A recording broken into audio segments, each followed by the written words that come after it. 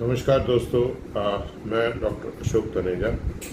इस कोरोना महाकाल, ये जो महाबीमारी है, इसमें एक और कड़ी जुड़ गई है। वो है ब्लैक एंड वाइट फंगस, यानी कि फफूंदी का इन्फेक्शन। आइए चर्चा करते हैं थोड़ा सा इस ओर कि क्या है ये वाइट फंगस और ब्लैक फंगस, और ये क्यों इसका इन्फेक्शन बढ़ता जा रहा है। दोस्तों, सबसे पहले तो मैं आपको एक बात बता दूं कि ये जो फफूंदी है, ये जो फंगस इन्फेक्शन है, ये नॉर्मली हमारे वातावरण में, हमारी भूमि में, हमारे घरों में, हमारी वायु में, हमारे जल में, हर जगह विद्यमान है।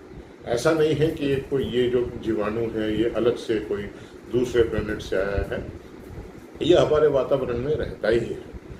अब कोविड इन्फेक्शन के बाद ये वाइट और जो ब्लैक फंगस है, इसका इन्फेक्शन बढ़ता जा रहा है। इसको हम कैसे रोकथाम कर सकते हैं, इसके क्या उपाय कर सकते हैं कि ताकि ये इन्फेक्शन हमारे शरीर में ना आए। दोस्तों, सबसे पहले जो अत्यंत आवश्यक है, पहले ये जाने कि वाइट फंगस क्या होता है। वाइट फंगस होता है सफ़ेद फफूंदी। कई बार आपने देखा होगा कि आपकी जीभ के ऊपर सफ़ेद स्पॉट हो जाते हैं, जैसे कि उसके ऊपर दही के छोटे छोटे टुकड़े रख दिए गए हों। उसको वाइट फंगस या कैंडिडियासिस, जिसको साइंटिफिक नेम है, उसको कहा जाता है। और दूसरा होता है ब्लैक फंगस। ब्लैक फंगस इसलिए नहीं कि वो ब्लैक कलर की फंगस होती है, बल्कि इसलिए क्योंकि जब वो डैमेज करता है आपके शरीर में, तो खून में और उसमें नाक के अंदर, मुंह के अंदर आपको एक ब्लैक कलर का पदार्थ जो है आपके नाक से नक्सीरी के रूप में बहता है। आप देखेंगे कि आपके मुंह में काले काले स्पॉट्स हो जाते हैं। इसको ब्लैक फंगस कहा जाता है। दोस्तों, आइए आज चर्चा करते हैं थोड़ा सा कि हम इस वाइट और ब्लैक फंगस से कैसे बचें। कुछ उपाय हैं, इसको अगर आप नियमित रूप से अपनाएंगे तो मुझे यकीन है कि ये इस बीमारी से आप बच सकेंगे। ध्यान रखिए कि कोविड-19 स्टीरॉयड यूज़ और इंडस्ट्रियल ऑक्सीजन के यूज़ के कारण ही ब्लैक फंगस का इंसिडेंस बढ़ा है। दोस्तों, कोविड-19 अपने आप में ही एक ऐसी बीमारी है जो आपके इम्यून सिस्टम यानी कि डिफेंस सिस्टम को कम करती है। ऊपर से हम स्टीरॉयड्स यूज़ करते हैं, पर्टिकुलरली बेवजह स्टीरॉयड यूज़ करना और लंबे टाइम तक स्टीरॉयड यूज़ करना, और ऑक्सीजन जो हम लेते हैं और बहुत लंबे टाइम तक अगर हम ऑक्सीजन पर डिपेंडेंट हैं, और जैसा कि आप देख रहे हैं ऑक्सीजन की कमी के कारण हमें इंडस्ट्रियल ऑक्सीजन भी यूज़ करनी पड़ रही है, जो कि एक पॉसिबल कंटेमिनेंट भी हो सकता है।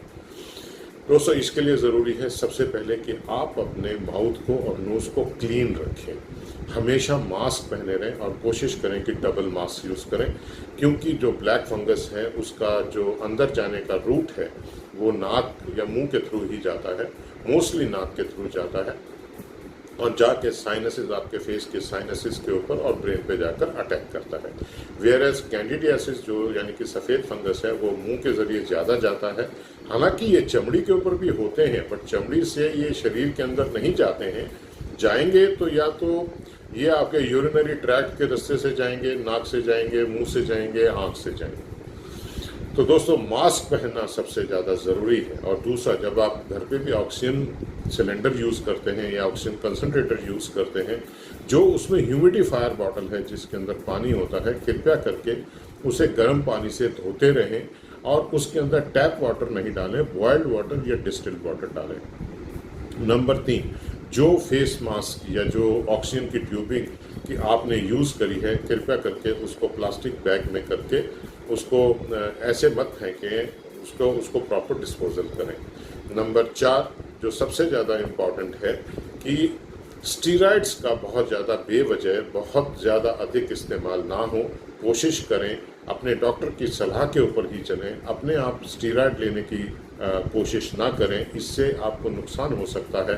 पर्टिकुलरली जैसा कि पिछली मैंने वीडियो में भी बताया था कि शुरू में जो लोग स्टीरॉयड ले लेते हैं तो वायरस इन्फेक्शन भी बहुत ज़्यादा बढ़ जाता है। अपने घर को साफ़ सुथरा रखें। एक चीज़ का ज़रूर ध्यान रखें कि जब आपके घर में डस्टिंग हो रही होती है, झाड़ू पोछा हो रहा होता है, तो उस समय आप उस कमरे में ना रहें, किसी दूसरे कमरे में चले जाएं, ताकि धूल मिट्टी और ये जो फंगस वाले इन्फेक्शन वाले चीज़ें हैं वो ओपन में ना रहें, उनको अच्छी तरीके से स्पष्ट रूप से साफ रखें। चौथी बात यह है कि जब आप कूलर चलाते हैं, कूलर के अंदर बहुत डस्ट होती है, उसके ऊपर भी बहुत फफूंदी के स्पोर डिपॉजिट हो जाते हैं। तो पहले ज़रूरी है कि आप वाटर पंप चलाएं जिससे उसकी मिट्टी बैठ जाए, उसके बाद फ़ैन को स्टार्ट करें। नंबर 5वां, जो आपका एयर कंडीशनर है या कूलर है, उसके जो फिल्टर्स हैं जहाँ से वो एयर छन के आती है, उसको अच्छी तरह से गर्म पानी से साफ़ कराएं, उसको अच्छी तरह से साफ़ रखें। इसके बाद आता है रोज़मर्रा की ज़िंदगी में जो इस्तेमाल होने वाली चीज़ें हैं, जैसे फ्रिज है, उसकी फ्रिज को खोल के देखेंगे कि तो उसकी अंदर की जो लाइनिंग है ब्लैक रबर की होती है, उसके ऊपर फंगल स्पोर डिपॉजिट हो जाते हैं। उसको साफ़ करें, अच्छे तरीके से गर्म पानी से साफ़ करें। देन जो आपकी ब्रेड है, फ्रूट्स हैं, खास पर्टिकुलरली पपीता वगैरह जो बाहर ओपन पड़े रहते हैं, उसमें भी फफूंदी जम जाती है। आपने देखा होगा कटे फ्रूट को अगर हम रख देंगे बाहर, बहुत जल्दी फफूंदी जम जाती है, अचार में फफूंदी जम जाती है। तो इन चीज़ों की तरफ थोड़ा ध्यान रखें कि ये चीज़ें जो है बाहर ओपन में ऐसे कमरे के अंदर ना रखें। अगर यदि फफूंदी लगी है तो तुरंत उसको डिस्ट्रॉय कर दें। दोस्तों, इसके बाद आता है कि जैसा कि आप जानते हैं आपके वातावरण में हैं, तो थोड़ा सा और ध्यान रखें कि धूल मिट्टी भरे, और जो आपके कमरे में अगर यदि सीलन आ रही है तो उसका उचित उपाय करें, उसको अच्छी तरीके से साफ़ करें, तो उससे भी जो है आपका काफ़ी हद तक फंगल इन्फेक्शन कम हो सकता है। दोस्तों, एक और बात है कि इसका इलाज क्या है। ये तो सबसे पहले चलिए इसको जानते हैं कि हम कैसे पहचानें कि ये ब्लैक फंगस या सफ़ेद फंगस हमारे को इन्फेक्शन हुआ है।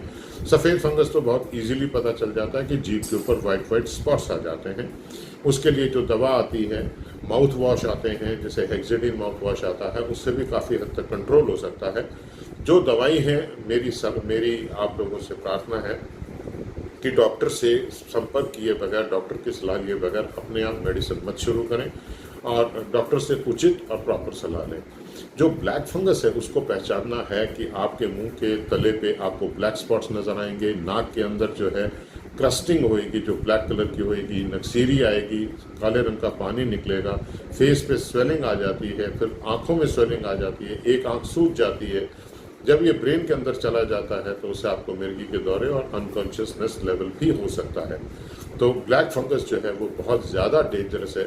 तो दोस्तों, अगर यदि आप इसका उचित तरीके से जल्दी जल्दी इसको पहचान पाएंगे और अपने डॉक्टर से सलाह ले लेंगे, तो मुझे उम्मीद है कि आप बहुत सेफ रहेंगे और आगे भी इसको थोड़ा सा ध्यान रखेंगे।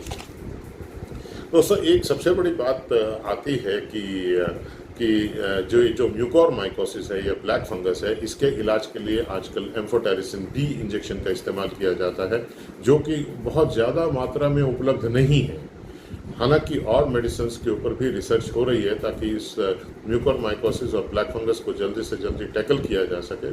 परंतु दोस्तों, वो कहते हैं ना, prevention is better than cure. यदि आप इससे अपने आप को बचाव करके रखेंगे तो मुझे उम्मीद है कि आपको ब्लैक फंगस का इन्फेक्शन नहीं होगा। इसके अगर यदि होता भी है तो इसके लक्षण बहुत जल्दी से जल्दी पहचान कर अपने डॉक्टर से संपर्क करें। ध्यान रहे, ब्लैक फंगस का इलाज केवल हॉस्पिटल में ही संभव है, आप इसको घर पर रहकर इसका इलाज नहीं करा सकते। तो दोस्तों, इसके साथ ही जो सबसे इम्पॉर्टेंट पार्ट ये है कि आप अपनी शुगर की मात्रा को कंट्रोल करें, क्योंकि ब्लैक फंगस और सफ़ेद फंगस जो है अनियमित और अनियंत्रित जो ब्लड शुगर होती है उसके अंदर ज़्यादा होने के चांसेस होते हैं। तो आप अपने ब्लड शुगर को ज़्यादा से ज़्यादा कंट्रोल रखिए, उसको अनियमित मत होने दीजिए, अपने डॉक्टर से संपर्क कीजिए, और मुझे उम्मीद है कि आपको ब्लैक फंगस या वाइट फंगस का इन्फेक्शन से इस हिसाब से आप बचे जा सकते हैं।